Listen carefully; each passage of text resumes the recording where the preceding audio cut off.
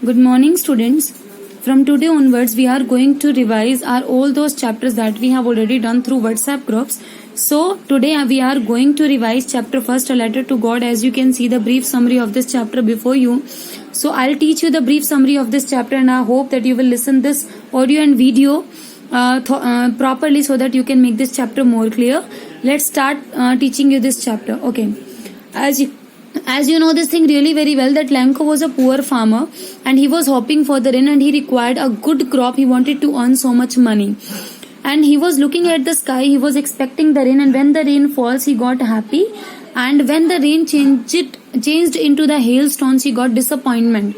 And he got disappointed that if the hailstorms will be continued, his whole crops will be destroyed. And it happens the same. His crops had been destroyed, but he had deep faith in God. When he got disappointed, he went to his home, but his wife suggested him that no need to be disappointed. God is there with us and he will help us surely.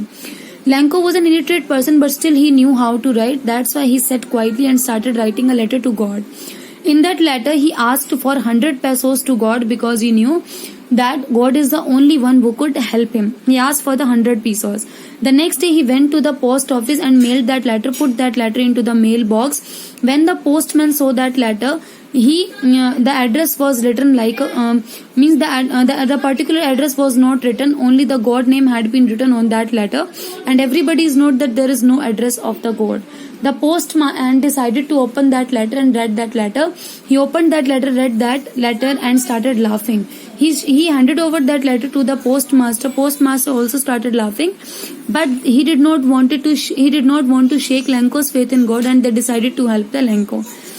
All the post office employees contributed the money, and they collected the amount of 70 pesos. Then postmaster himself gave the part of his salary to collect the money and to give him the money to help the Lenko, to help the poor farmer.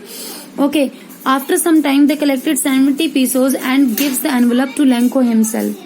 When the Lenko opened the letter, he didn't get surprised. He just got angry after receiving the 70 pesos amount, as he asked for 100 pesos.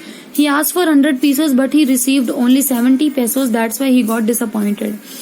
And then he took a paper and pen from the post office employees, and he started writing one more letter. In that letter, he wrote to the God that I know and I'm very much sure that you sent me the 100 pesos, but the post office employees have stolen my 30 pesos.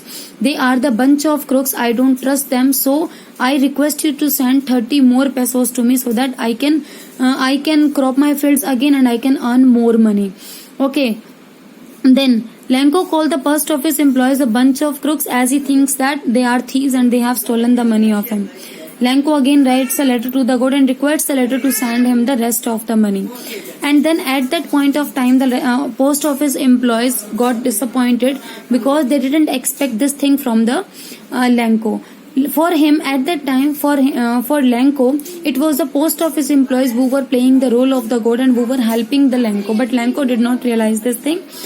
And what should be the moral of this chapter? The moral should be everyone should have faith in God, not the deep faith, not the blind faith, because it's not good for everyone. For anyone, it's not good. I hope that you have understood this chapter. Still, if you have any doubt, you can ask me anytime. You can text me, call me anytime so that I can solve your problems. Okay? Read the chapter thoroughly and clear it, understand it. All the best.